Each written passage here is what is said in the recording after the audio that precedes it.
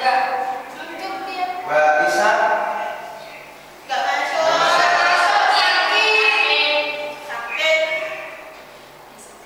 Mbak Cia.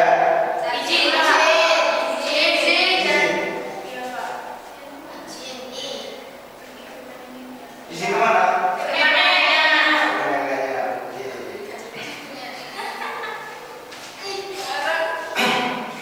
Kemarin kita sudah membahas tentang pantun.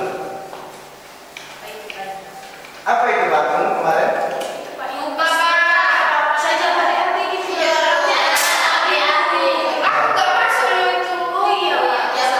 Ya, kemarin pantun apa? Bersaja api-api. Ya, terus terdiri dari 4 baris. Dari 4 baris itu terdiri dari apa? Dua apa? Dua isi. Ya, yang bawah isi ya.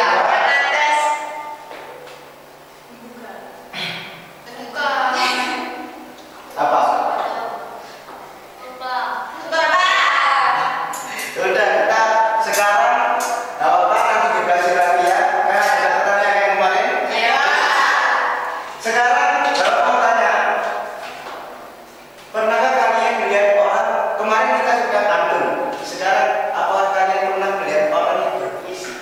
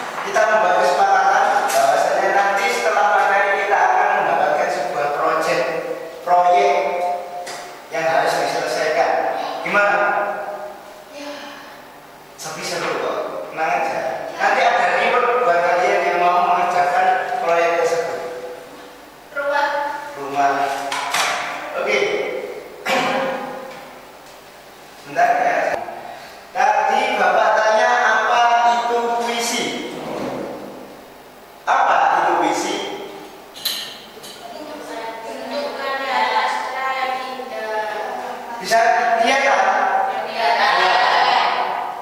Boleh salah satu dari kalian untuk membaca?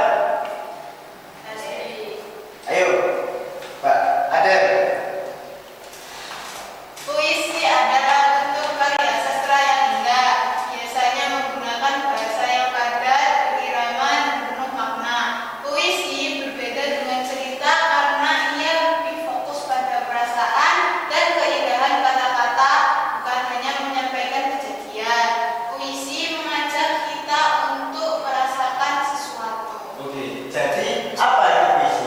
Puisi adalah sebuah bentuk karya Sastra yang dituliskan menggunakan bahasa yang irama dan penuh makna. penuh makna dan kata-kata yang Indah. berfokus pada sebuah menyampaikan suatu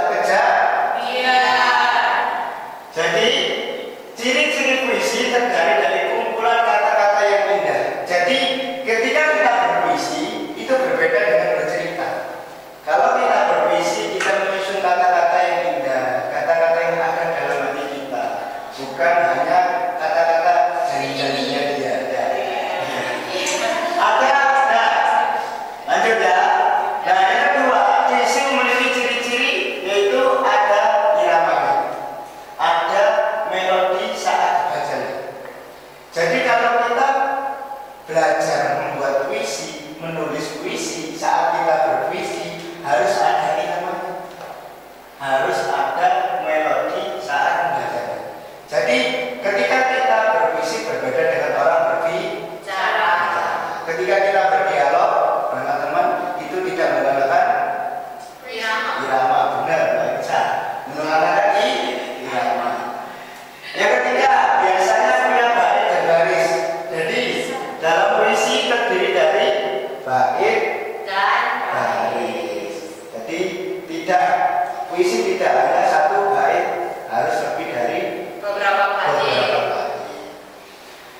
Lanjut, yang kelima, menggunakan pilihan kata yang unik dan tidak biasa. Nah, jadi dalam puisi biasanya memakai kata-kata yang indah, kata-kata yang apa ya? Kata-kata baku, kata-kata yang tersirat, yang penuh makna. Jadi dalam puisi itu biasanya penulis menyampaikan isi hatinya, menyampaikan kejadiannya melalui kata-kata yang tersirat. Oke, paham? Nah, sekarang kita menuju yang kedua, yaitu unsur-unsur puisi. Nah, puisi bisa dikatakan, ya, biar nanti tidak bingung saat mendapatkan tugas. Ya, Bapak, Kak, saudara. Oke, unsur-unsur puisi. Puisi bisa terbentuk dari unsur karena memiliki 3 unsur, yaitu rima, bait, dan narik. Kalau tidak ada 3 unsur ini, maka tidak bisa disebut dengan puisi. Oke, rima, bunyi atau bunyi akhir. Rima adalah persamaan bunyi pada akhir kata dalam baris puisi. Rima membuat puisi jadi lebih enak didengar, seperti lagu contohnya awan dan jalan, atau biru dan rindu. Iya. Kenapa begini? Kok udah ya? Jadi ketika membuat puisi seperti halnya kata pertamanya menggunakan awan, maka di bait yang keduanya menggunakan jalan. Jadi harus bersajak tapi tidak harus, soalnya puisi bebas, bisa bersajak a b atau bebas gitu. Jadi yang kedua itu bait. Bait adalah kumpulan baris-baris dalam puisi yang membentuk satu kesatuan. Bait ini mirip seperti paragraf dalam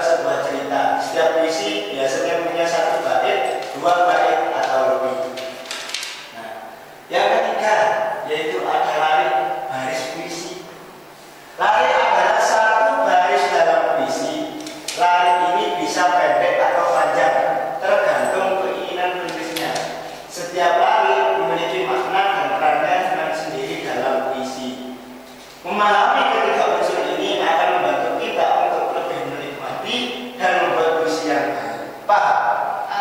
Apa itu Pak? Baris. Gimana barisnya? Bisa panjang, bisa pendek. Kalau baik, baris. Apa bedanya baris sama baris?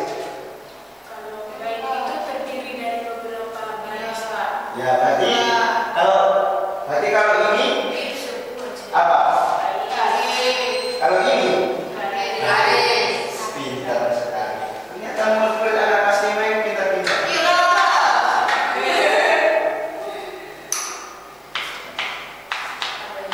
Nah, ini ada jenis-jenis puisi dan contoh puisi anak-anak. Nah, puisi ada contoh yaitu puisi naratif, puisi lirik atau puisi deskriptif. Ini hanya contoh ya, masih banyak lagi. Nanti di minggu depan kita akan bahas lagi tentang puisi. Nah, puisi naratif adalah puisi yang menceritakan sebuah kisah atau kejadian. Puisi ini biasanya memiliki alur cerita dan karakter di dalamnya. Jadi, puisi naratif itu menceritakan sebuah atau kejadian yang memiliki alur cerita dan karakter di dalamnya. Jadi puisi ini sering kali dibawakan ketika kita sudah mengalami suatu kejadian atau suatu fenomena. Oke. Yang kedua ada puisi lirik.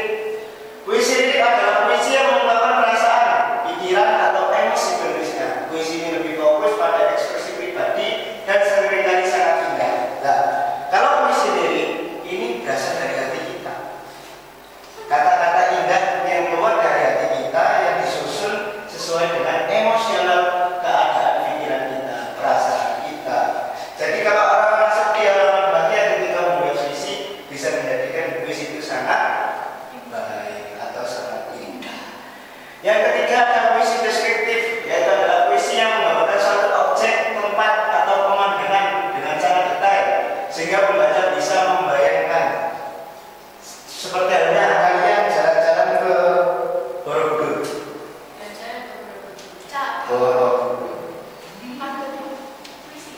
Puisi. Borobudur adalah candi yang indah. Borobudur adalah sebuah candi yang megah. Oke, bahasa ini sudah bisa berpuisi. Bisa ya. Poin 1. Sip. Nah, ini ketika kita membaca puisi dengan intonasi yang tepat, perhatikan tanda bacanya, atur volume suaranya, berikan kejiwaan, kontak mata. Nah, kalau kita membuat puisi atau menulis puisi, titik, koma, dan tanda seru sangat penting. Jadi ketika kita menulis harus memperhatikan tanda baca. Saat membaca pun kita harus memperhatikan tanda baca. Nah, atur volume suara, sesuaikan volume suara agar terdengar sesuai dengan suasana puisi. Jangan terlalu pelan dan terlalu keras, harus menikmati ya. Nah, yang ketiga berikan kejiwaan, rasakan emosi dalam puisi yang ada dalam puisi, apakah sedih, gembira, atau kaku. Ekspresikan perasaan itu melalui suaramu saat membaca. Yang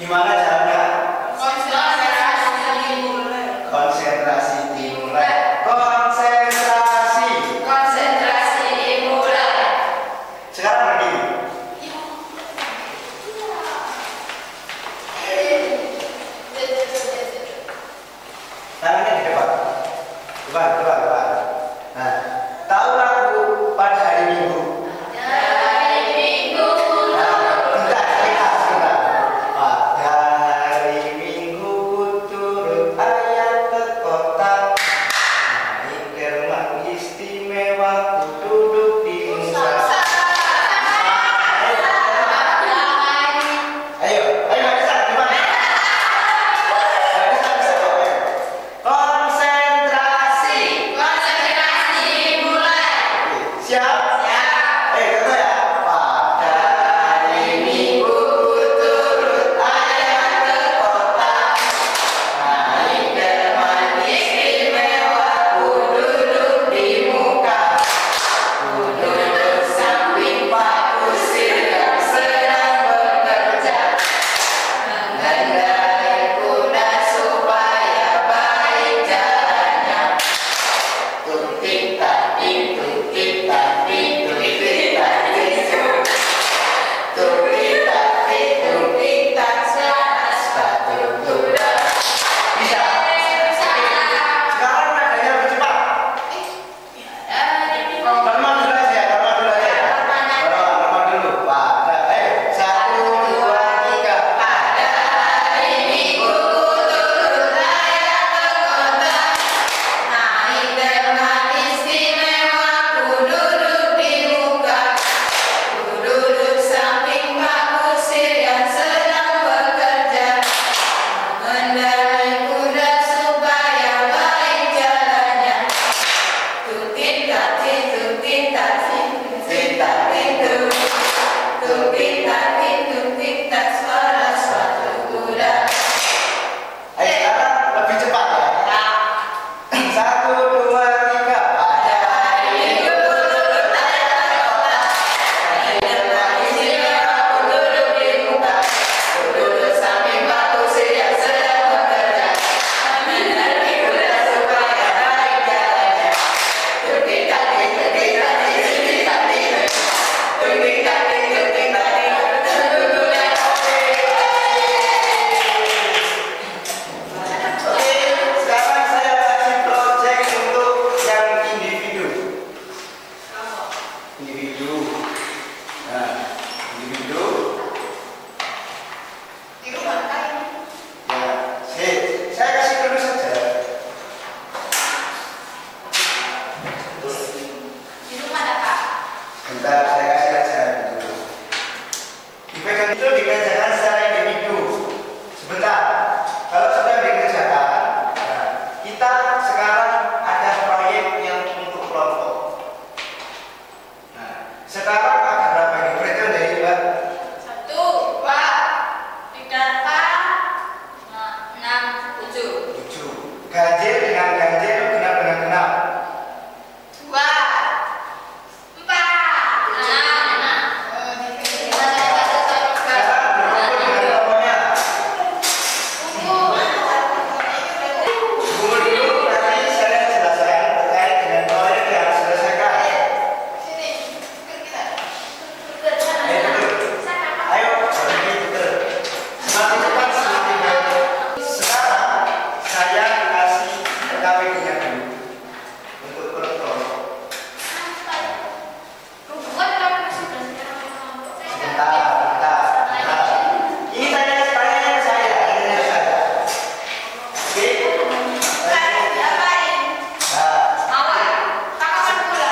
Nah, belum. Jadi kan sudah dibentuk 2 kelompok. Nah, kelompok perwakilan ke depan. Satu perwakilan kelompok.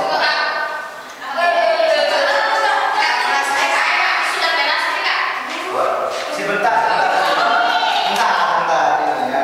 Ada begini ya, begini. Nah, kan kelompok ini cuma ada 2. Jadi Bapak punya 2 nama kelompok yang harus dijadikan misi.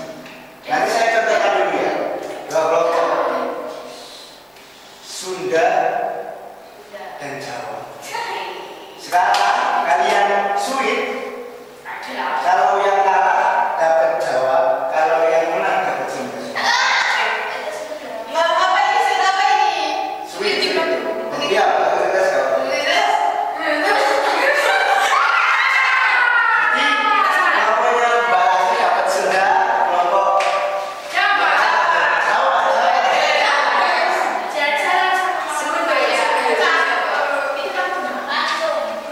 Misi.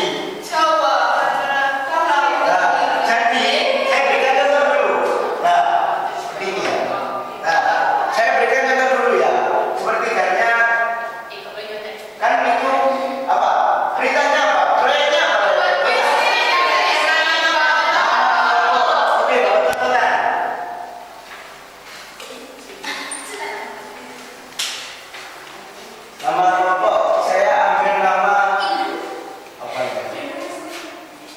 Bali. Bali. Bali terdiri dari apa? Huruf Bali. Bali. B. B. Apa? Bali. Bagus. Pemandangan. Pemandangan wilayah ini. Bagusnya kamar sekolah. Awan biru. Awan biru yang menjadikan indah tanpa henti. Nah, jadi begitu ya. Untuk sekarang dikerjakan, saya kasih waktu 5 menit. Kalau sudah, langsung ke depan.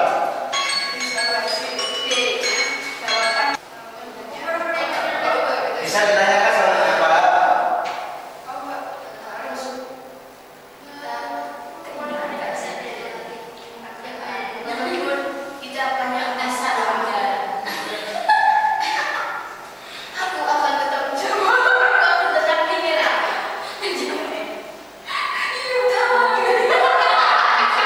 Boleh rame.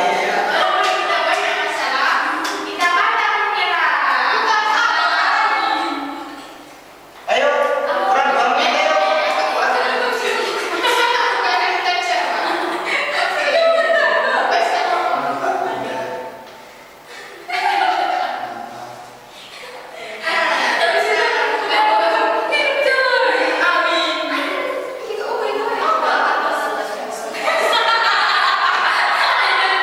Sudah selesai ya?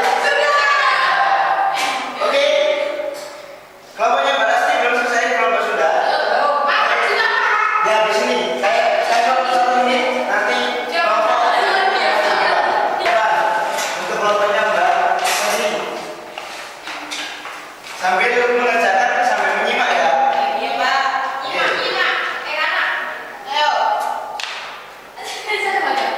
sama-sama. Bisa gantian per baris.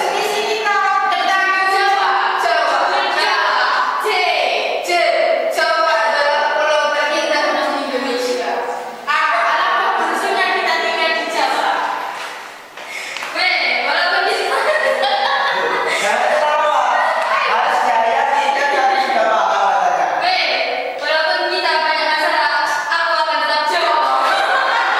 Yang terakhir,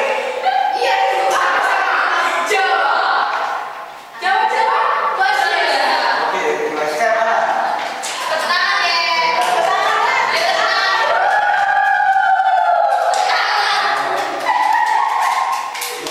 Sangat indah dengan elok. Kelompok Jawa.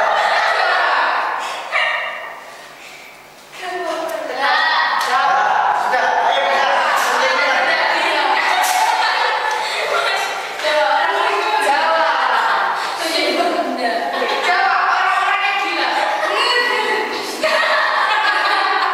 Bentar, harus didengarkan. Ayo, Mbak, gimana?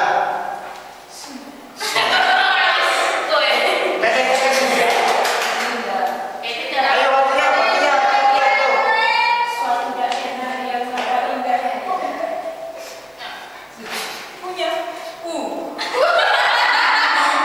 Untuk mengungkapkan betapa indahnya Sunda.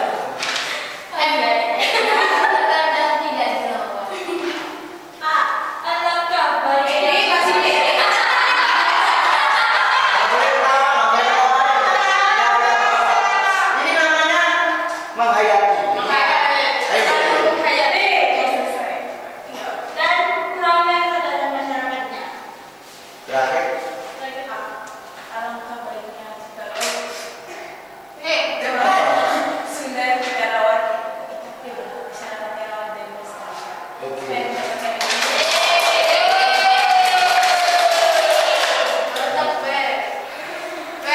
Dari proyek yang sudah kita kerjakan, ternyata sudah bisa untuk membuat visi akustik dengan baik dan benar. Ya meskipun susah. Untuk visi yang menurut saya paling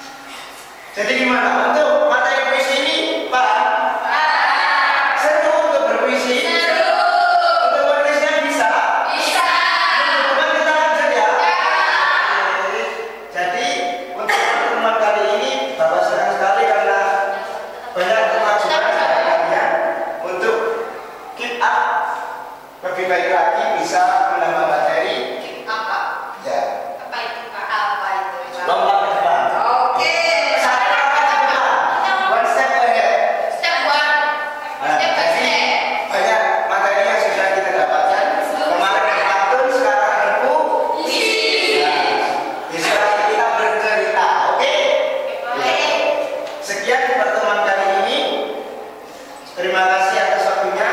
Saya tutup. Assalamualaikum warahmatullahi wabarakatuh.